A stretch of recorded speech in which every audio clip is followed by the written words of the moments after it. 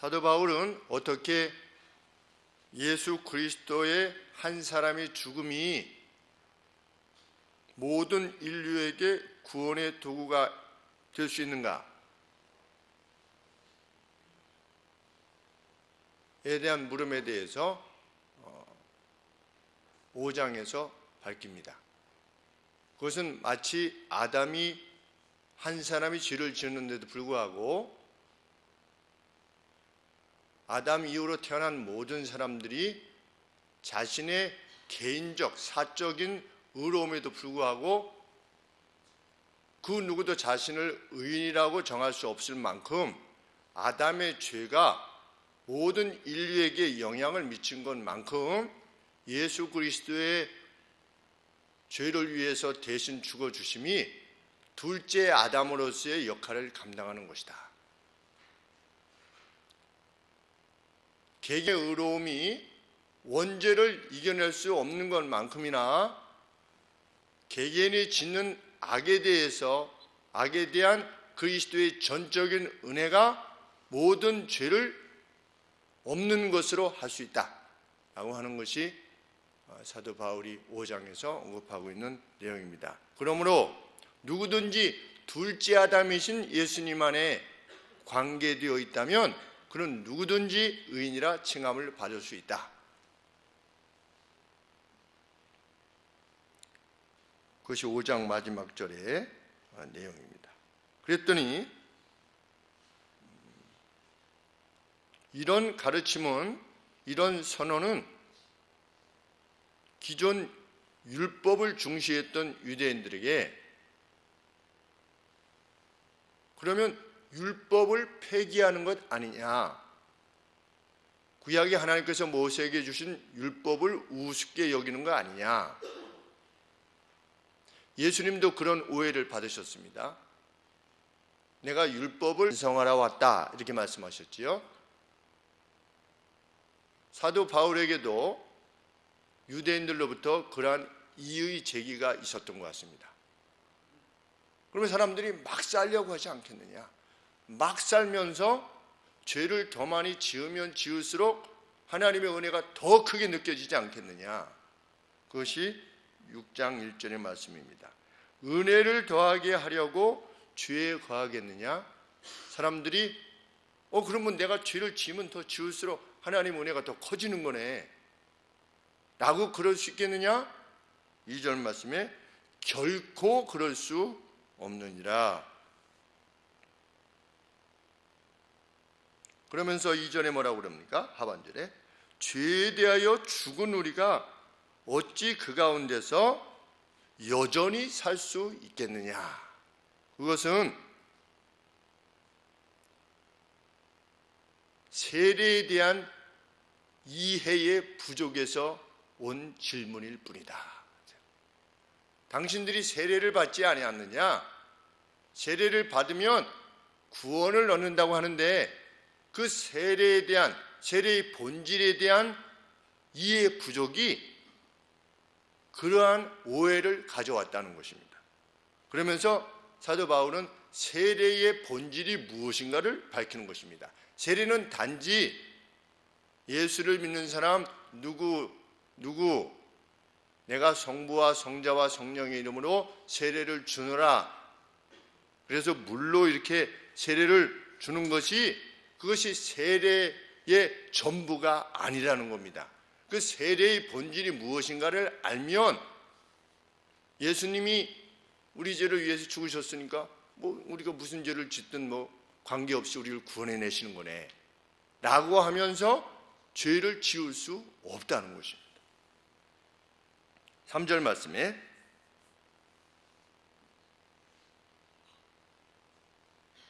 그리스도 예수와 합하여 세례를 받은 우리는, 세례를 받는다는 것은 뭐냐? 그의 죽으심과 합하여 세례를 받은 줄을 알지 못하느뇨. 세례를 받는다고 하는 것은 예수님과 자기 자신을 일체화시키는 것이라는 것입니다. 나는 예수님과 이게 한 몸이 되는 것입니다. 예수님을 붙잡는 것을 넘어서 예수님화 되는 것입니다. 그것이 세례의 의미라는 겁니다. 예수님이 죽으시면 죽고 예수님이 사시면 살고, 이것이 세례의 본질이다. 그래서 우리 3절에 보시면 무릇 그리스도 예수와 합하여 그랬죠. 그런데 성부와 성자와 성령의 이름 안으로 세례를 주라 이렇게 되어 있습니다. 말씀에 의하면 성부와 성자와 성령의 이름으로 했을 때 이름을 가지고 세례를 주라. 원문에 보면 에이스라고 하는 단어를 사용했습니다. 에이스는 뭐냐면 영어로 into입니다. 누구 안으로의 세례입니다. 우리가 세례를 받는다고 하는 것은 성부와 성자와 성령 안으로 아이덴티파이 하는 겁니다. 내가 곧 예수님과 같이 되는 것입니다. 그것이 세례입니다. 그래서 너희들은 알지 못하느냐? 뭐를? 세례라고 하는 것은 그리스도 예수 안으로 들어가 가지고 그와 일치가 되어서 그의 죽으심과 합하게 되는 것이라는 것을 알지 못하느냐? 그러면 4절에 보시면 우리가 예수님의 죽으심과 합하여 세례를 받음으로 그와 함께 어떻게 된 겁니까? 장사 지내야 되는 겁니다. 완전히 죽은 시체가 되는 겁니다. 예수님이 십자가에서 죽으셔서 무덤에 묻히시지 않았습니까? 우리도 어떻게 되는 겁니까? 묻히는 겁니다. 누구와 함께? 예수님과 함께. 예수님과 함께 죽는 것뿐만 아니라 4절 중반에 보시면 아버지의 영광으로 말미암아 그리스도를 죽은 자 가운데서 살리심과 같이 우리로 또한 새 생명 가운데서 행하게 하려 함이니라. 예수님은 죽으셨지요. 시체가 되셨습니다. 그 다음에 어떻게 되셨습니까? 부활하셨습니다. 이후로 영원토록 성부 하나님께 속하여 사셨습니다. 세례를 받는다는 것은 뭐냐? 죽고 먼저 무엇하는 겁니까? 먼저 죽는 겁니다. 그 다음에 살아나는 겁니다. 무엇에 대해서 죽는 겁니까? 죄에 대해서 죽는 겁니다. 무엇에 대해서 사는 겁니까? 의로움에 대해서 사는 것입니다.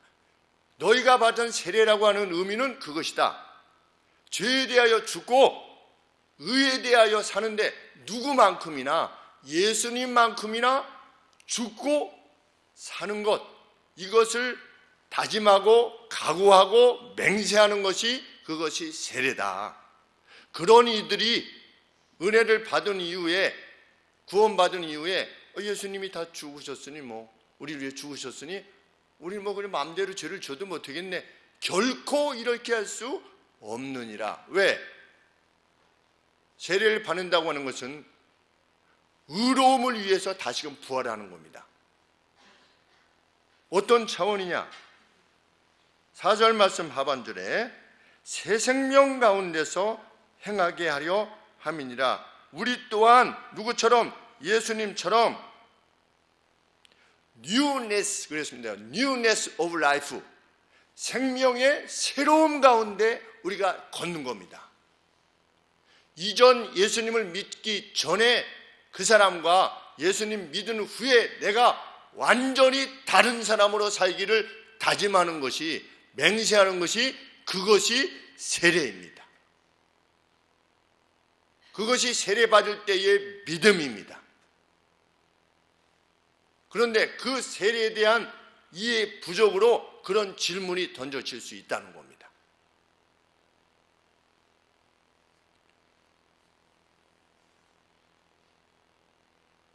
세례라고 하는 성례가 우리를 구원하는 것은 그것이 이런 차원에서 이루어지는 것이기 때문입니다. 안타깝게도 하나님 앞에서 맹세하고 이후에 교회를 떠난 형제 자매들을 보게 되는데 고통스러운 일입니다.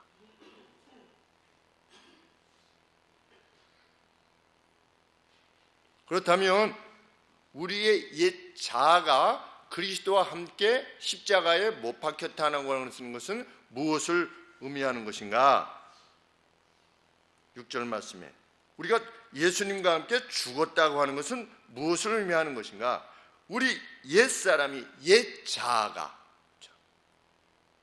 그냥 단순히 표현하면 성질 많이 내고 남 미워하고 남의 잘못 지적하고 아유 저런 이렇게 했던 사람, 오늘날 우리 시대에 많은 사람들이 범하는 죄,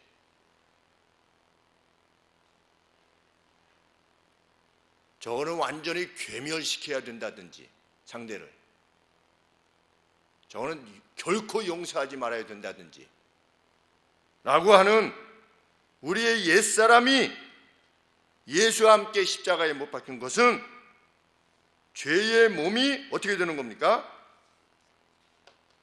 죄의 몸이 그냥 가버린 거예요. 그냥 없어져 버린 거예요. 그래서 사전을 찾아봤어요.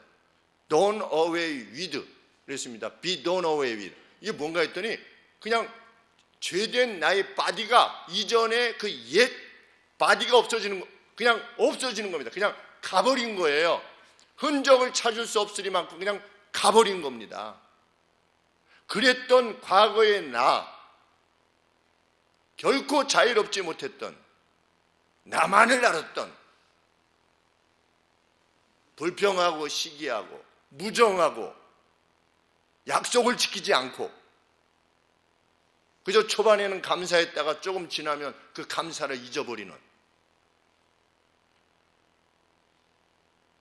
그러한 옛 자아가 나로부터 어떻게 되는 겁니까? 그냥 가버리는 겁니다. 죄의 몸이 멸하여 라고 하는 표현을 썼습니다. 6절 중반절에 다시는 우리가 죄에게 종노릇하지 않게끔 옛 자아가 죽는 겁니다. 인간이 어떻게 그럴 수 있어? 성경은 결코 그렇게 말하고 있지 않습니다. 우리는 옛 자아를 죽이기로 결심한 사람들입니다. 세례받은 사람들은. 그리고 그럴 수 있다라고 믿는 사람들입니다. 이전에는 결코 우리가 그랬지 못했지만 예수님 믿은 이후에 은혜를 입은 뒤에는 새로운 삶, 새로운 자아를 덧입는 그러한 사람이 되었다는 것을 확신하는 사람이 그리스도인들입니다.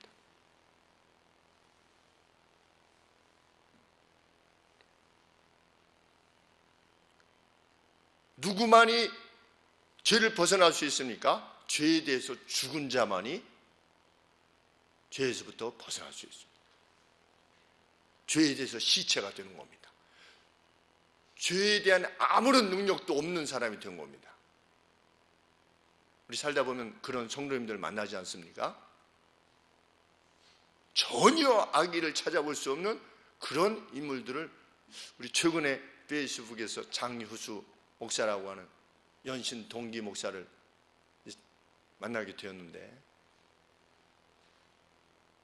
대학교 1학년 때 1981년도에 대학교 1학년 때 만났는데 아주 수도분하니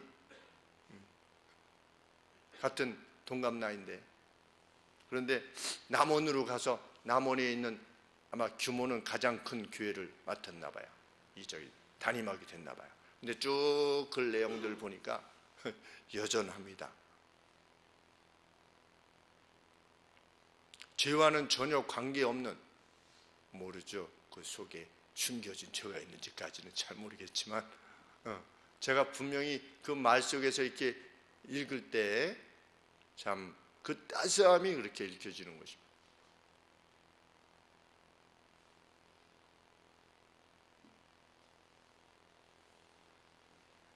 죄에 대해서 죽는 것만으로 세례를 말할 수 없다. 사도 바울이 언급하는 내용입니다. 8절 말씀에 만일 우리가 그리스도와 함께 죽었으면 나는 죄를 짓지 않는 사람이야. 누굽니까? 바리새인. 나는 죄를 짓지 않아. 나는 저 세리와 같지 않냐. 나는 저 세리와 같지 아니함을 감사하나이다를 감사하는 이들이 오늘날 얼마나 많습니까?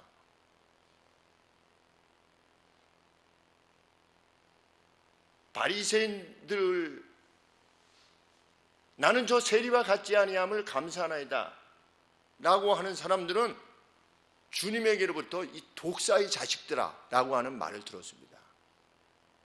우리는 결코 우리가 이 땅을 살면서, 이 시대를 살면서 나는 저 사람과 같지 아니함을 감사하나이다 라고 하는 사람이지 않기를 원하는 것입니다. 그것에 만족하는 사람이 아니라, 우리 그리스도인은 그 누군가 극한 죄를 졌다 그러면 어떻게 생각해야 됩니까? 그를 불쌍히 여겨야 되는 겁니다. 하나님이 저는 저 세리가 불쌍하나이다, 저 친일파 불쌍하나이다, 저 친일파해서 잘 먹고 잘 사는다 할지라도 저는 저 사람이 불쌍합니다. 왜? 저 사람이 계속 저렇게 매국의 일을 했었고 친위의 일을 해서 저렇게 잘 먹고 잘 살다가 죽으면 저 사람 지옥 갑니다. 하나님 불쌍히 여겨 주옵소서. 그가 그 자신들의 잘못을 깨닫고 돌이키게 하여 주시옵소서 라고 구하는 자리에까지 나아가는 사람이 예수님을 믿는 사람입니다.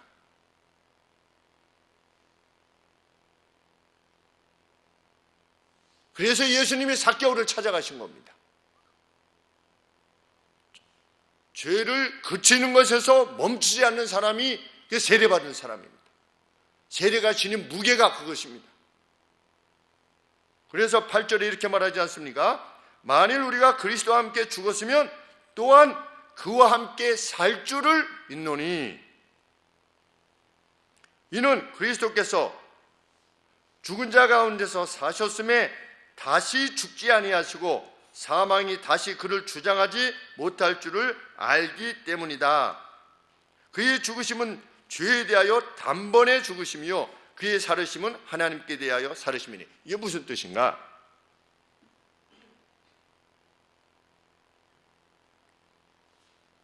예수님은 다시 죽으십니까? 죽지 않으십니까?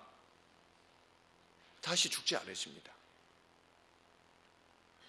사망이 예수님을 다시 주장할 수 있습니까? 없습니까? 없습니다.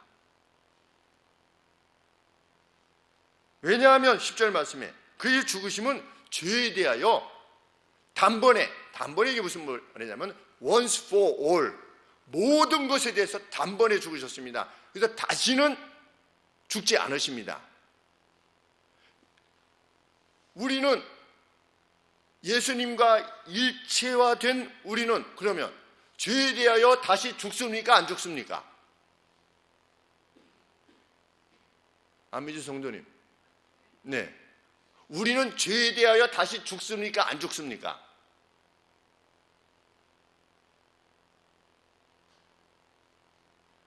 우리는 안 죽습니다. 왜? 우리는 예수님과 동생 동사잖아요. 근데 예수님은 다시는 죄에 대해 죽지 않으신 겁니다. 우리도 다시는 죄로 인해서 우리를 죽음에 내어두지 않는 겁니다. 그게 세례의 본질입니다.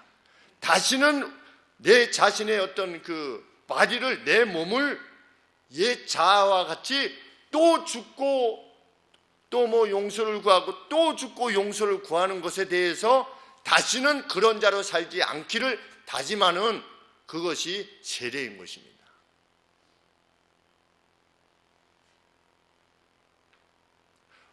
우리는 평생 동안 벌벌벌벌 죄에 떨다가 오늘 죽으면 이거 하나님 어떻게 하실래나? 이거 좀 이거 또 늘 저는 죄인이로소이다. 우리 그럴 수밖에 없어요.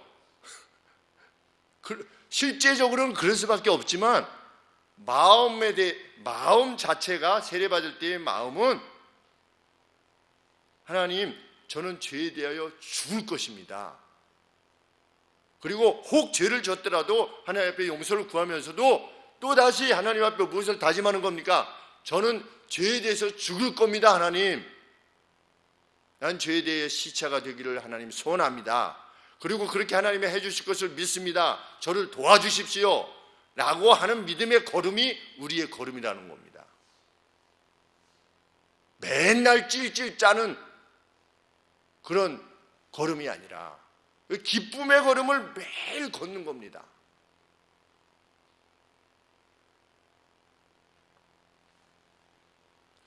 주님은 다시 죽지 아니하시고 이후로 부활하신 이후로 어떻게 됐습니까? 10절 말씀 하반절에 하나님으로 사셨다. To God. He lives. 그랬습니다. 주님이 그 이후로 계속 살아계십니다. 부활 이후로 누구에게로 살아계십니까? 하나님에게로 살아계십니다. 마찬가지 우리 세례받은 이유는 죄에 대한 죽은 자요, 이후로는 예수님과 일치되었으니까 하나님을 향하여서 계속 살아가는 자로 살아가는 이들이 우리입니다. 그것이 성경이 우리를 정의하는 그리스도인들입니다. 그에게 생명이 있는 겁니다. 11절에 그래서 이와 같이 너희들도 너희 자신을 죄에 대하여는 죽은 자요 그리스도 예수 안에서 하나님께로 향하여 산 자로 여길지어다. 아멘. 그죠?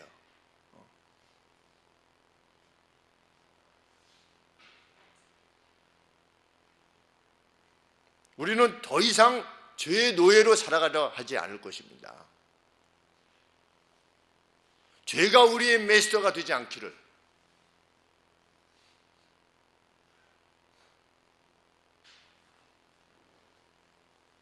(12절에) 그러므로 너희는 죄로 하여금 너희의 그 죽을 몸, 여기 죽을 몸이라고 하는 것은 죄에 대해서 약할 수밖에 없는, 유혹받기 쉬운 너희 몸을 지배하지 못하도록 하여 몸의 사욕에 순종치 말라.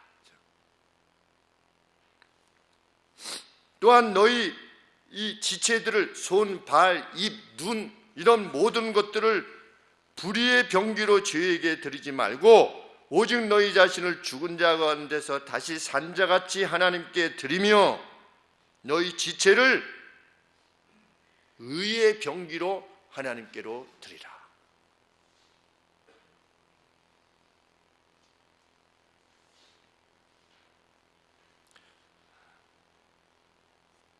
그것을 각오하는 사람이 그리스도인들입니다. 이것을 위한 근거가 뭐냐? 어떻게 우리가 그럴 수 있는가? 14절에 왜냐하면 14절 중반절에 이는 왜냐하면 너희가 법 아래 있지 아니하고 은혜 아래 있기 때문이다.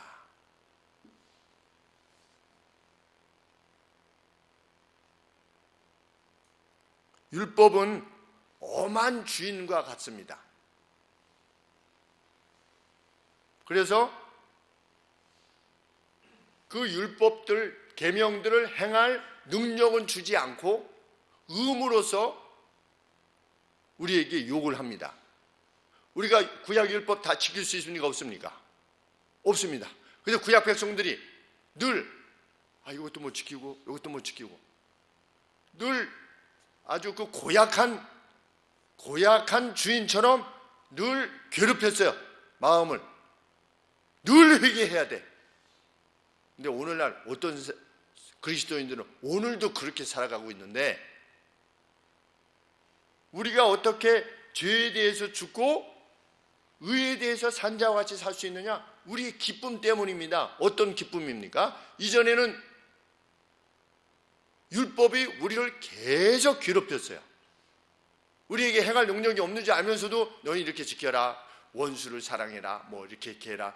그거 지킬 수가 없어요. 그랬는데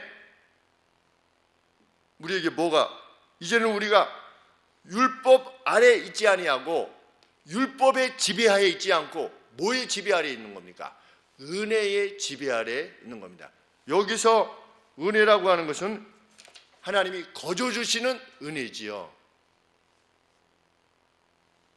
이전에 그렇게 우리 스스로 해보려고 했던 것이 괴로움만 더했었는데 예수 그리스도를 믿음으로 말미암아 우리가 전적인 구원에 이르게 되었다고 하는 그 기쁨이 있기에 이제 앞으로는 죄에 대하여 죽고 의에 대하여 산 자로 살 수 있게 되었다는 겁니다. 그것은 선언입니다.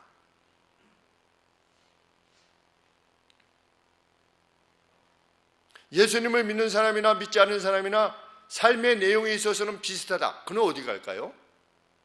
그는 지옥 갈 겁니다. 성경이 명백히 밝히는 바입니다. 왜? 진정한 세례를 받은 사람은 세상 사람들과 달리 살 것을 각오하기 때문입니다.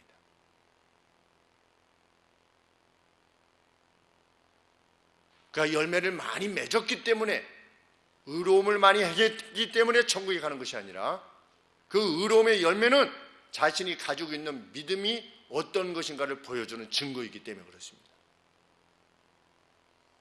예수님을 믿어서 세례를 받고 성부와 성자와 성령의 이름으로 세례를 받고 계속해서 무정한 사람으로 살아간다. 그가 하나님의 자녀가 될 수 있는가? 하나님의 자녀는 결코 그럴 수 없다는 겁니다. 세례받은 이후에 계속 의도적인 죄를 계속 지어낼 수 있는가? 불가능하다는 겁니다. 사기를 치는 사람은 그리스도인이 아닌 겁니다. 무정한 사람은 그리스도인일 수 없는 겁니다.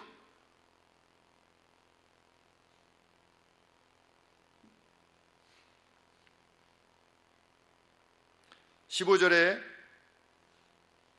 우리에게 이런 기쁨이 있지 않느냐라고 (14절에) 법 아래 있지 아니하고 은혜 아래 있지 않느냐, 그것이 우리로 하여금 의에 대해서 산자로 우리를 만들어 가는 동인으로 우리가 삼을 수 있지 않겠느냐. (15절에) 그렇다면 다시 묻겠다. 우리가 율법 아래 있지 아니하고 예수님의 은혜 아래 있으니 죄를 짓겠느냐? 다시금 1절의 의문으로 돌아가는 거죠. 은혜를 더하려고 우리가 죄를 더 많이 짓겠느냐? 주님이 거저 주시는 은혜로 말미암아 우리가 영생을 얻는 것이니 죄를 계속해서 짓겠느냐? 그럴 수 없느니라. 왜? 기쁨 때문에. 야, 낯짝이 있지, 벼룩도 낯짝이 있지, 이런 차원에서가 아니라 기쁨 때문에 결코 그럴 수 없느니라. 예수님을 진짜로 만난 사람은.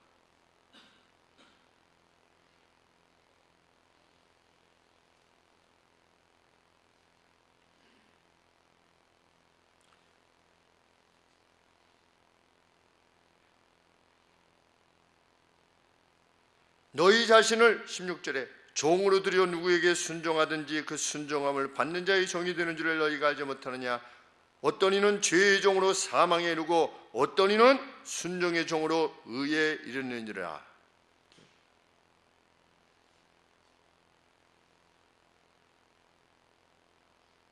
분명 세례 이후에 그리스도인은 죽음을 결과하는 죄의 종이 아니라 의로움을 야기하는 복종의 종이기를 소원하게 될 것이다. 아멘이지요? 정말 예수 그리스도를 믿은 이후에 우리가 소원하는 것은 무엇입니까? 죄의 종이 되는 것이 아니라 의로움의 종이 되기를 소원하는 것 아니겠습니까? 그래서 예수님을 잘 믿는 사람들은 정말 누가 봐도 멋지고 아름답고 선한 사람의 모습으로 변하는 것 아니겠습니까? 야, 너 달라졌다. 최근에 누구한테 들었는데 네가 달라지긴 달라졌다. 저희 어머님이 3년 동안 전도하시기 위해서 그렇게 애를 쓰셨다는 장미주 안미주 성도님이 아니라 장미주 성도님께서 그 동생이 언니 뭔가 변했어. 언니 참 전도하러 가야 되는데 다시 생각이 나서 이번 주에 한번 가면 들고 왔습니다. 언니 뭔가 변한 것 같아요. 언니가 뭔가 변한 게 아니라 변한 거죠. 슬픔과 좌절과 복수의, 우리 예수님은 그 어떤 분에게 한 50억 정도를 사기를 당하죠. 완전히 빌더터리가 돼서 지금 기십만 원 가지고 한 달에 살아야 되는 그런 상황이니 얼마나 원망과, 그 사람은 어디 가서 또 권사의 직분을 감당했다고 하니, 그렇게 살아오던 인생에 어머니께서 계속 어린아이와 같이 70이 넘으셨는데 계속 돌아보시던 가운데 예수님을 이제 제대로 만나신 겁니다. 제대로 만나셨을 때 매일의 삶이 원망과 지시, 불평, 한번 이것이 아니라 뭔가 기쁨과 감사로 변하는 겁니다. 그러니 그 모습을 동생이 지켜보다가, 언니 뭔가 변했어 당신이.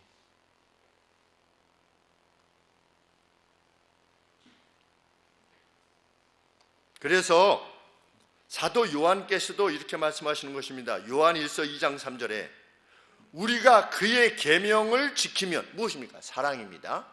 우리가 그의 계명을 지키면 이로써 우리가 그분을 아는 줄로 알 것이요. 사랑하는 그 누군가, 그분의 계명인 사랑만을 행한다면 그가 주님을 아는 사람이구나 하는 사실을 알 것이요, 이렇게 말하고 있는 겁니다.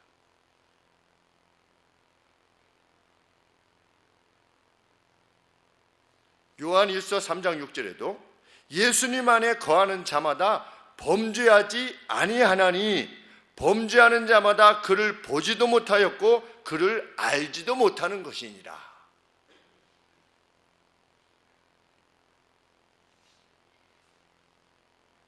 그리스도인은 의도적 범죄를 결코 지으려 하지 않는다는 겁니다. 지을 수 없다는 겁니다. 왜? 죄에 대해서 시체가 되었기 때문에. 그것이 구원받게 하는 믿음입니다. 바울은 17절에 로마 성도들로 인해서 하나님께 깊은 감사를 드리고 있다, 이렇게 밝힙니다. 왜냐하면 그들이, 로마의 그 성도들이 이전에는 그들이 죄의 종들이 되었었는데도 불구하고 하나님께서 그들을 부르셔가지고 사도 바울의 말씀을 듣게 해가지고 사도 바울의 말씀에 그 가르침에 복종하여서 죄로부터 자유하여서 의로움의 종들이 된 것을 기뻐한 것입니다. 17절에 하나님께 감사하리로다. 당신들이 원래 죄의 종이었음에도 불구하고 당신들에게 나를 통해서 전하여 준 바 교훈의 본을 마음으로 순종하여 죄로부터 해방되어 의에게 종이 되었으니 나는 하나님 앞에 감사와 영광을 돌리지 않을 수 없습니다. 로마 성도들이 의의 종으로서 살아가고 있었다는 사실을 말해주는 것입니다. 죄를 그치는 데서 그치지 아니하고 더 나아가는 것입니다.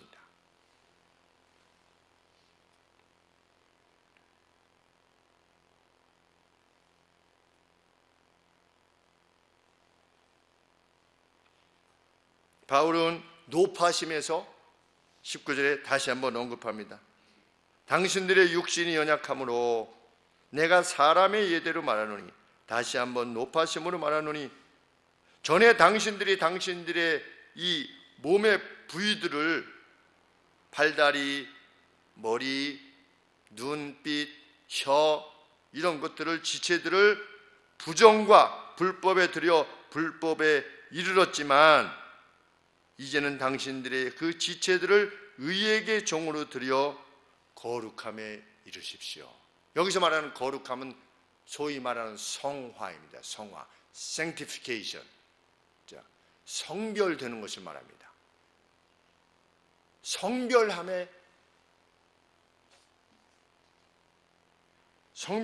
이르라 이렇게 되어 있지 않고 의로움의 종으로 당신들의 이 몸을 드려라 이렇게 되십니다.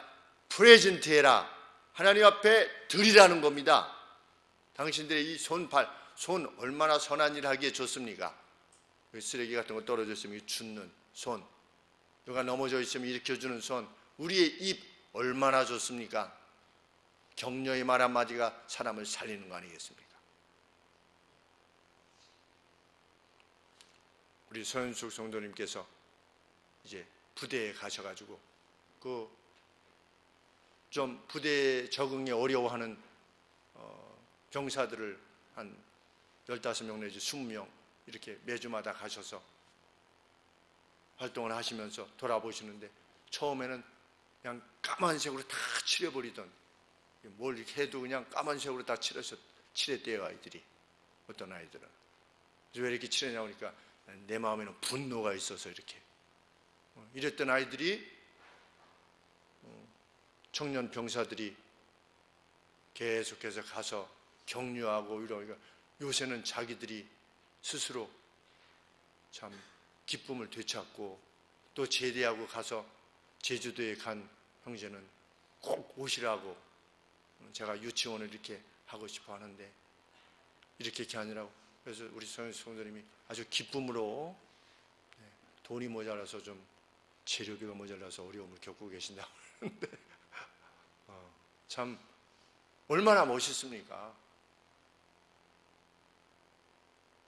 우리의 입, 그 부대로 가는 발걸음, 시간, 그 재료비 같은 것들, 그 감당해서 나가는 그런 것들, 그들을 바라보는 눈빛 하나로 사람이 죽기도 하고 살기도 합니다. 누구를 바라봐주는 눈빛 하나만으로도 어떤 사람이 살 수 있습니다.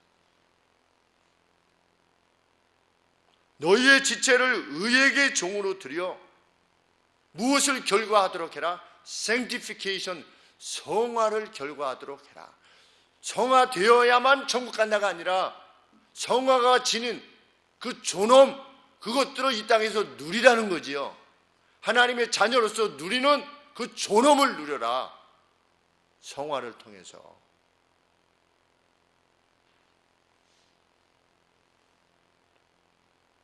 (20절에) 당신들이 죄의 종이 되었을 때는 의에 대해서 자유하였었습니다. 의로움을 행하지 않고서도 나는 충분히 자기 스스로를 의로운 자라고 여겼습니다. 그렇지 않습니까? 세상 사람들이 예수님을 믿으셔야 됩니다. 그러면 내가 무슨 죄를 졌는데? 내가 무슨 사기를 쳤어, 남의 걸 도둑질을 했어, 내가 무슨 죄인데? 예수님을 알기 전에는 죄의 종이 되었을 때는 의에 대하여 자유하였었지만, 이제 예수님을 믿은 이후에 우리는 새로운 사람이 되는 것입니다. 삶의 새로움 가운데 걷기를 원하는 사람이 되는 것입니다. 날마다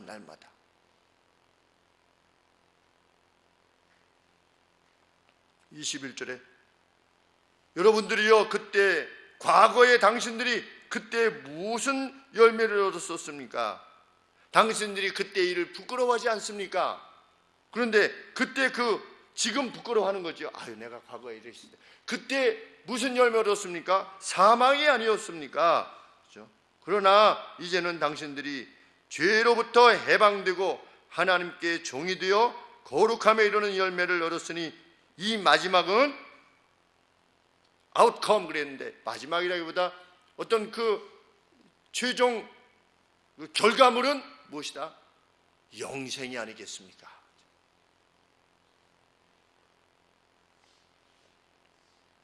우리가 다시금 14절 하반절에 뭐라고 그랬습니까? 우리가 어떻게 이룰 수 있는가? 우리가 법 아래 있지 아니하고 은혜 아래 있기 때문입니다. 마찬가지로 23절에 우리가 어떻게 하나님께 종이 되어 거룩함에 이르는 열매를 얻을 수 있는가? 그 동인이 뭔가? 그렇게 움직이는 그 파워가 뭔가?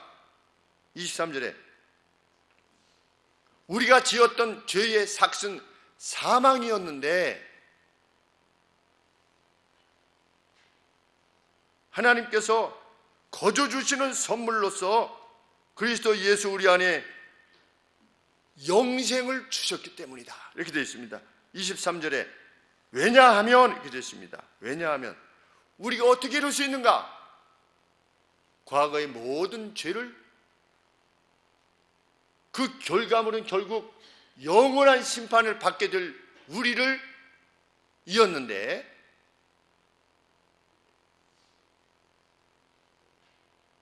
하나님의 은사라는 건 뭐냐면 프리 기프트를 말합니다. 프리 기프트, 값없이 주시는 선물입니다. 그 뭡니까?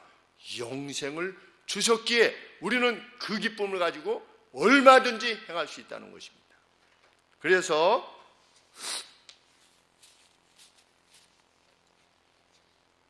이 은혜를 힘입어 구원에 이르는 사람은 자신에게 100데나리온 빚진 사람의 목을 잡고서 그 돈을 갚으라고 하지 않게 되는 겁니다. 그렇게 못하는 겁니다. 왜? 받은 은혜가 너무 크기 때문에. 그래서 우리는 이게 살면서, 일생을 살면서 그 누구에게 대해서 손가락질 할 수 없는 것입니다.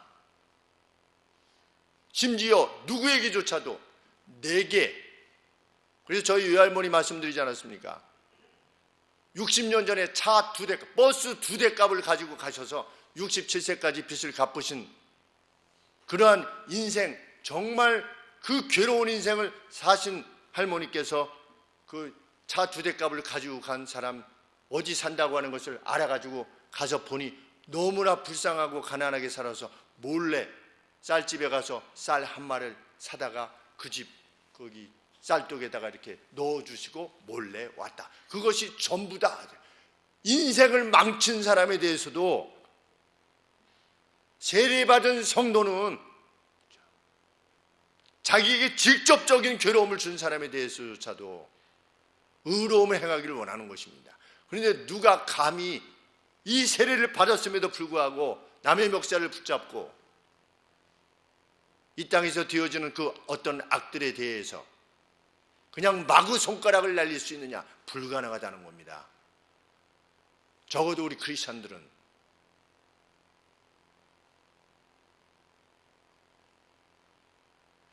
그것을 바로잡기 위한 나의 희생을 치를 뿐입니다.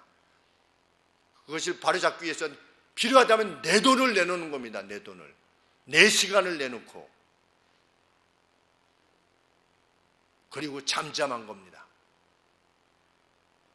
마음속으로부터도 그 누구의 멱살을 잡고 싶은 심정을 우리는 결코 지니지 않는 것입니다. 왜? 우리는 의에 대해서 산 자이기 때문입니다. 은혜를 모르는 자로서의 삶을 이전의 삶으로 결코 돌아가지 않을 것입니다. 내가 받은 은혜는 도대체 무엇인가? 남을 나보다 더 낮게 여기고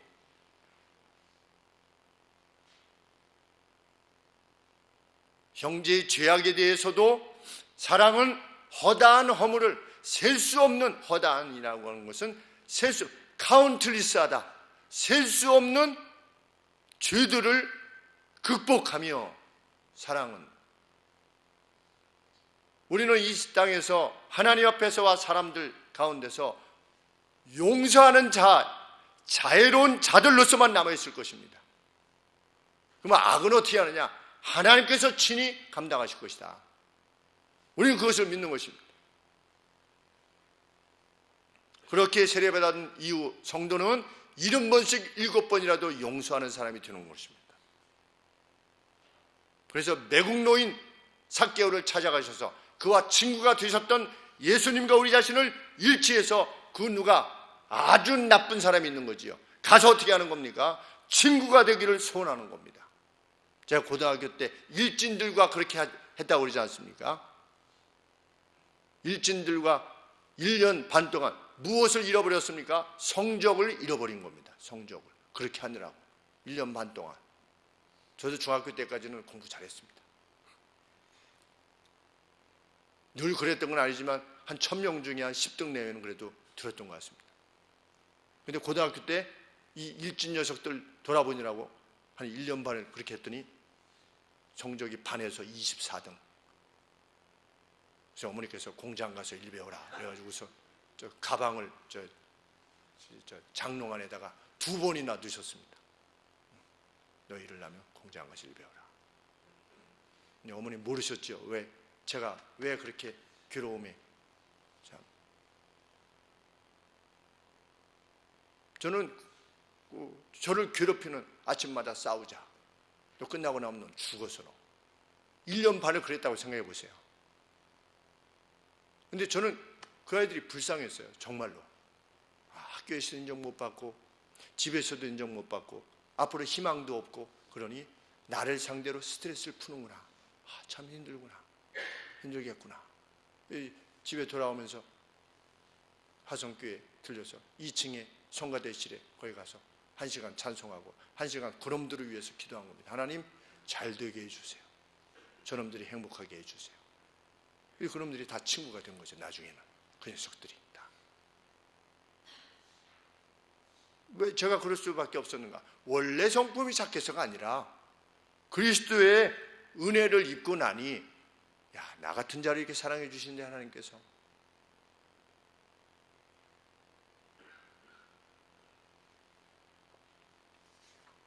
예수님은 세상을 떠나시기 전에 마지막으로 무엇을 부탁하셨습니까? 세례 사도 요한에게 요한아 어머니를 부탁했죠. 얼마나 자유로우신 분이십니까? 육신의 어머니까지 세심하게 어느 하나도 그냥 어느 한 심령도 그냥 두시지 않은 겁니다. 그 거대한 일을 하시는 예수님께서 모든 시대의 모든 인류, 전 우주 수천억 개의 별로 구성된 그 성운이 또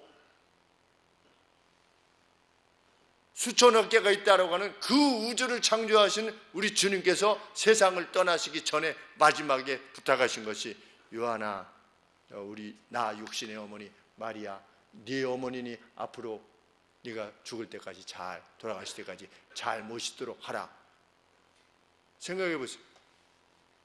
큰 우주의 역사를 도모하시는 분이 알파와 오메가 되시는 우리 주님께서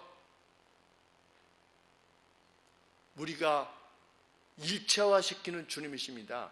어느 한 심령, 길가에 넘어진 어린아이, 우리 회사에서 일하는 어떤 그 급사 같은 자매랄지라도 한국 오츠카 제약에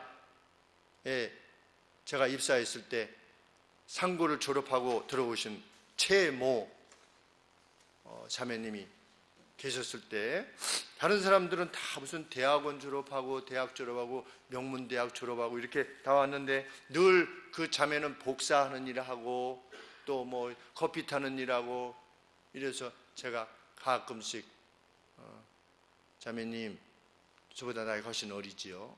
고등학교 졸업하고 말은 안 하고 저는 24, 5, 6, 27살 때 이제 취직해서 일을 하고 있었을 때니까 한 6살 정도 이상 차이 나는데 자매님, 제가 이름을 불렀죠. 자매의 이름 부르면서 자매님이 하는 일도 똑같이 소중한 일입니다. 하나님 앞에서는 그 어떤 일이 더 귀하고 덜 귀한 거 없습니다. 용기를 내고 좀 허드렛 일처럼 보이지만 그 일도 정말 귀한 일이니 함께 회사를 위해서 아주 열심히 일합시다.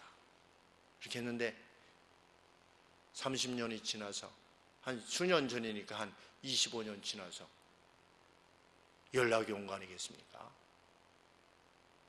김 목사님, 저 최봉희의 권사입니다. 기억하시겠습니까? 내가 왜 최봉희의 자매를 기억하지 못하겠어요? 그래서 그 한국 오츠카 거기 가가지고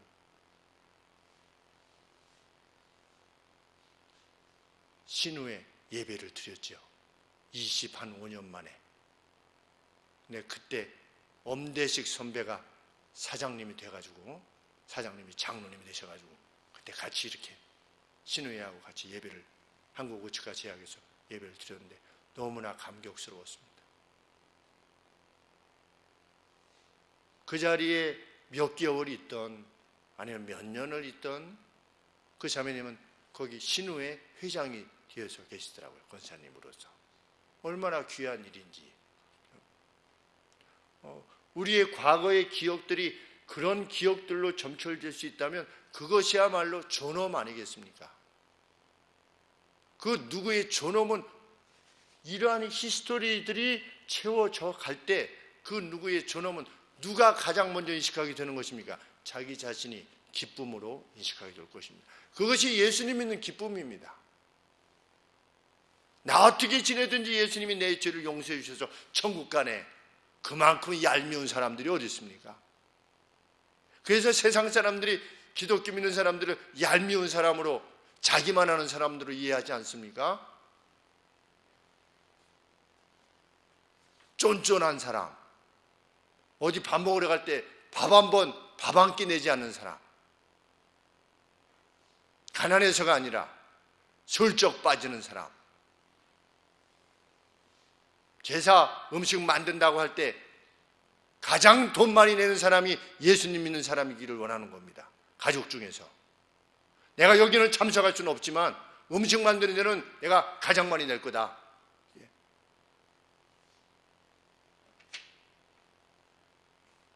죄에 대해서 죽을 뿐만 아니라 의에 대해서 산 자, 그 존엄을 지닌 자로 우리들의 일생을 앞으로 계속해서 살아나가는 그런 기쁨이 우리들 가운데 있기를 소원합니다. 기도하겠습니다. 하나님 아버지, 거저 주시는 선물로 은혜로 말미암아 저희들이 구원을 얻었습니다. 죄에 대하여 자유한 자로 살아갈 수 있게 해주셔서 감사합니다.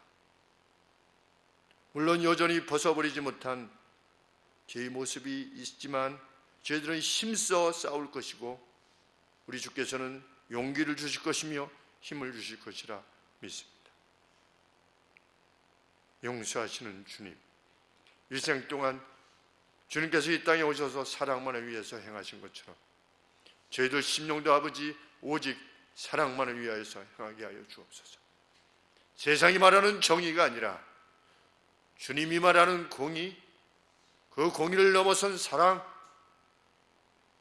아버지 그것만을 위하여 사는 자들이 되게 하시고 그리하여 세상을 다시 한번 변혁시키는 우리 그리스도인들의 시작으로서 저희 교회가 사용될 수 있도록 쓰임받을 수 있도록 하나님 도와주시옵소서.